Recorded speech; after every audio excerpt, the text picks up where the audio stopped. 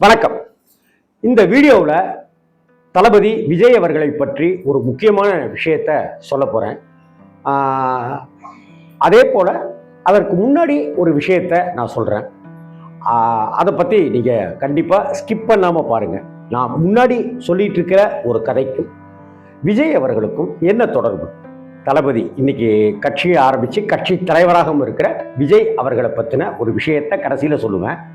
முன்னாடி ஒரு விஷயம், அதற்கும் இதற்கும் என்ன லிங்க் இருக்குன்னு நீங்களே புரிஞ்சுக்கங்க. தமிழ் திரையுலகில் ஒரு வித்தியாசமான சிரிப்பின் மூலமாகவும் வித்தியாசமான முக வசீகரத்தின் மூலமாகவும் நம்ம மனசுல இன்னைக்கு வரைக்கும் இடம் பிடித்திருக்கிற ஒரு தனித்துவமான கலைஞர் தான் மக்கள் கலைஞர் அப்படின்னு கொண்டாடப்படுகிற ஜெய்சங்கர் சார்.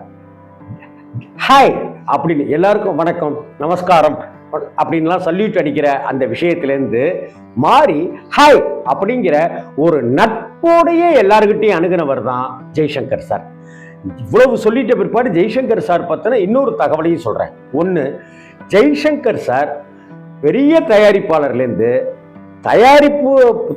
படத்தை தயாரிக்கணும்னு நினைக்காத ஒரு லைட் பாய் முதற்கொண்டு பலரையும் தயாரிப்பாளராக்கி பணக்காரராக்கி அழகு பார்த்தவர். ரைட்டு. அதே போல ஜெய்சங்கர் சார் வீட்டுக்குள்ளார இருக்கிற செக்கு அளவுக்கு இந்த உலகத்துல எந்த நடிகர்கிட்டையும் செக்கு கிடையாது.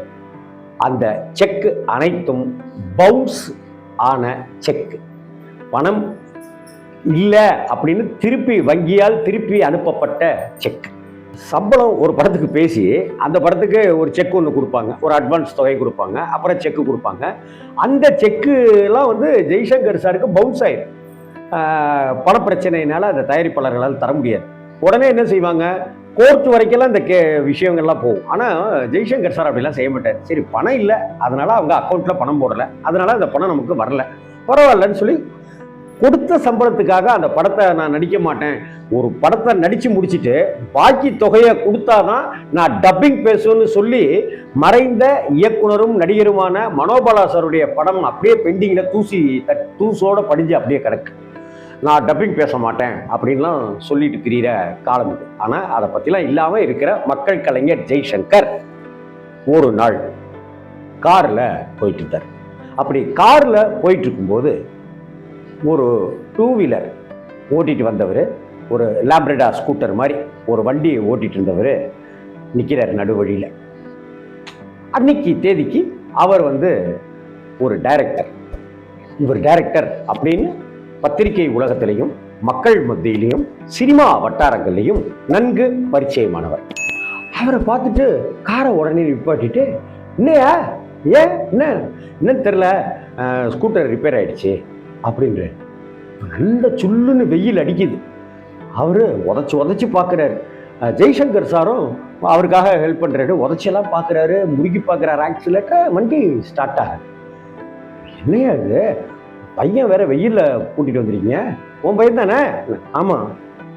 சரி வாங்க முதல்ல அப்படின்னு சொல்லிட்டு அப்படியே வண்டியை ஸ்கூட்டரை ஓரம் கட்டிட்டு ஒருத்தர்கிட்ட சொல்லிவிட்டு, இந்த வண்டியை ரிப்பேர் பார்த்து நம்ம வீட்டுக்கு கொண்டு வந்துருங்க அப்படின்னு சொல்லிட்டு ஜெய்சங்கர் சார் அவரையும் அவருடைய பையனையும் காரில் ஏற சொல்லி காரில் கூட்டிகிட்டு நேராக அவங்க வீட்டுக்கு போயிட்டு, ஸ்கூட்டர் ரெடியானதும் நான் கொண்டு வந்து விட்றேன், வீட்டுக்கு கொண்டு வந்து தந்துடுவாங்க, நீங்கள் வீட்டில் வெயிட் பண்ணுங்கள், வெயிலில் நிற்க வேணாம் அப்படின்னு சொல்லிட்டாரு ஜெய்சங்கர் சார். காரில் அவங்க 2 பேரும் வீட்டுக்கு வந்தாச்சு. வீட்டுக்கு வந்து பார்த்தா ஜெய்சங்கர் சார் வீட்டில் ஒரு 3-4 கார் நிற்கிது. அன்னைக்கு தேதிக்கு ஜெய்சங்கர் சார் வெள்ளிக்கிழமை நாயகன்னே அவருக்கு பேர் உண்டு. வாரம் திங்கள் செவ்வாய் புதன் வியாழன் ஜெய்சங்கர் அப்படின்னு தான் வெள்ளிக்கிழமையை சொல்லுவாங்க. ஏன்னா ஒவ்வொரு வாரமும் வெள்ளிக்கிழமை அன்னைக்கு கண்டிப்பாக ஜெய்சங்கர் சாருடைய படம் வந்துடும். நல்ல சம்பாத்தியத்தோட நல்ல ஹெல்பிங் மைண்டோட எல்லாருக்கும் உதவி செய்துட்டு இருந்தார். 3-4 கார் வச்சிருந்தார். அப்போ காரை விட்டு இறங்கின உடனே அந்த பையன் வரிசையாக நிற்கிற காரை ஏக்கத்தோடையே பார்க்குறான். என்னடா உங்கள் அப்பா இன்னும் கார் வாங்காமல் இருக்காரு? ஏன் அதான் 2-3 படம் டைரக்ட் பண்ணியாச்சு, கார் வாங்க வேண்டியது தானே, என்ன பண்ணுற பணத்தெல்லாம் அப்படின்னு செல்லம்மா அவரை கண்டிக்கிறாரு, செல்லம்மா கோச்சிக்கிறாரு. வாங்கணும் சார், எங்கே சார் வரதெல்லாம் இதுக்கும் அதுக்குமாவே சரியாக போயிட்டுருக்கு, வாங்கணும் சார். வாங்கணுமா? சரி, இந்த காரை வேணா எடுத்துகிட்டு போ, எந்த காரை பிடிச்சிருக்கு உனக்கு அப்படின்னு அந்த பையனை தூக்கி அப்படியே ஒவ்வொரு கார்கிட்டையே போகிறார் ஜெய்சங்கர். ஓ இந்த கார் வேணுமாடா, இல்லை இந்த கலர் இருக்க இது உனக்கு பிடிக்குமா, இந்த கார் வேணுமா, எந்த கார் வேணும் உனக்கு அப்படின்னு அந்த பையன் ஒரு காரை நீட்டுறான். அப்படியா, இதான் பிடிச்சிருக்கா, சூப்பர்ரா, நல்ல கார் இது. ராசியான காரியா இது. ஆமா, கார் வாங்கின நேரமே உனக்கு இன்னும் நிறைய புக் ஆகும், நீ சொந்தமா வீடு வாங்குவ, இதை விட பெரிய பெரிய கார்லாம் நீ வாங்கணுயா. இந்த டிரைவர் உனக்கு கார் ஓட்ட தெரியுமா அப்படின்னு அந்த டைரக்டர்கிட்ட கேட்குறாரு, அந்த பையனுடைய அப்பா கிட்ட. எனக்கு ஓட்ட தெரியாது அப்படின்னு. ஒன்றும் பிரச்சனை இல்லை அப்படின்னு 4-5 டிரைவர் இருக்காங்க. டிரைவர் நீங்கள் இதை கூப்பிட்டு போய் இவரை கூட்டிகிட்டு போய் காரை விட்டுட்டு அங்கேருந்து ஆட்டோவை பிடிச்சி வந்துருங்க அப்படின்னு சொல்லி டிரைவர் அனுப்பிச்சு காரை கொண்டு போய் காரில் அந்த டைரக்டரையும் அந்த பையனையும் ஏற்றிட்டு நேராக அவங்க வீட்டில் கொண்டு போய் விட்டுட்டு அந்த டிரைவர் ஆட்டோவில் ஏறி கிளம்பி வந்துடுறாரு. அதுக்கு முன்னாடி சார் என்கிட்ட பணம் இப்போ இல்லாட்டினா என்ன, இப்போ ஏடிஎம் தான், இந்த கார் போகும்போது பணம் கிடையாது, டக்குன்னு வாங்கினேன், அடுத்த வாரம் பணம் தரேன்னு சொன்னால் கொடுத்தேன், நீயும் அப்படி கொடுப்ப, அடுத்த வாரமோ அடுத்த மாதமோ அடுத்த வருஷமோ நீ எப்போ வேணாலும் கொடுக்காட்டினாலும் பரவாயில்ல, நான் கேட்க மாட்டேன். ஒரு டைரக்டருக்கு நடந்தெல்லாம் போகக்கூடாது, இப்படி ஸ்கூட்டர்லாம் போகக்கூடாது, ஆமாம் இந்த ஓட்ட ஸ்கூட்டரை முதல்ல தூக்கி போடுங்க முதல்ல அப்படின்னு சொல்லி காரை கொடுத்து டிரைவரையும் அனுப்பிச்சு டிரைவர் அவங்க 2 பேரையும், அப்பாவையும் பையனையும் அவங்க வீட்டில் விட்டுட்டு காரையும் வீட்டில் விட்டுட்டு கிளம்பி ஆட்டோவில் வந்துட்டாப்புல. அதற்கு பிறகு அந்த தொகையை அவர் கொஞ்சம் கொஞ்சமாக கொடுத்தாரணும்.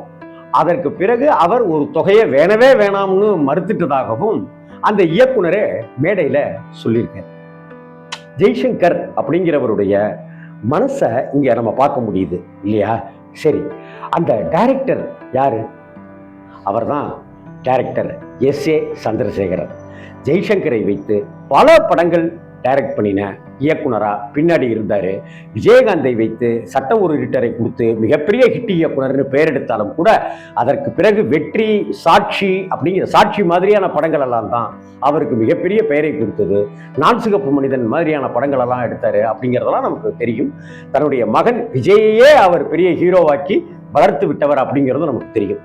சரி, அந்த பையன், அந்த குழந்தையே நீதான்ப்பான்னு ஒரு டைலாக் இருக்க, அது மாதிரி அந்த குழந்தையே நடிகர் விஜய் தான். இந்த கார் வேணுமாடா அப்படின்னு ஜெய்சங்கர் சார் ஒரு பையனை தூக்கிக்கிட்டார் இல்லையா?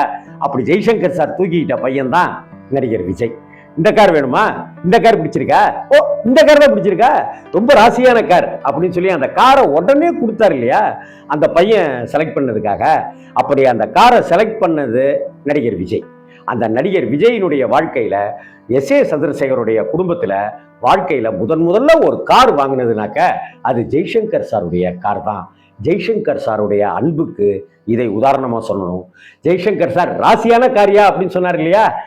S.A. சந்திரசேகரன் சாருடைய வளர்ச்சியும் பின்னாடி நடிகர் விஜய் அவர்களுடைய வளர்ச்சியும் இன்னைக்கு தளபதி விஜயனும் தமிழக வெற்றி கழகத்தினுடைய தலைவர்னு விஜய்னு இருக்கிறதுக்கு இன்னைக்கு கோடியான ரூபாயில பயணித்து கொண்டிருக்கிற விஜய் அவர்களுடைய கார், அதனுடைய ஆரம்ப கார் அங்க ஆரம்பிச்ச இடம் ஜெய்சங்கர் வீட்டு வாசல்ல இருந்து தொடங்குச்சு அப்படின்னு தான் சொல்லணும். இந்த வீடியோ உங்களுக்கு பிடிச்சிருந்துச்சுனாக்க ஜெய்சங்கர் சாருக்கு ஒரு ஹாய் சொல்லுவோம், விஜய் அவர்களுக்கு கை கொடுப்போம், சந்திரசேகர் சாருக்கு ஒரு வணக்கம் தெரிவிப்போம். இந்த வீடியோ உங்களுக்கு பிடிச்சிருந்துச்சுன்னா லைக் பண்ணுங்க, கமெண்ட் பண்ணுங்க, ஷேர் பண்ணுங்க, சப்ஸ்கிரைப் பண்ணுங்க. வணக்கம்.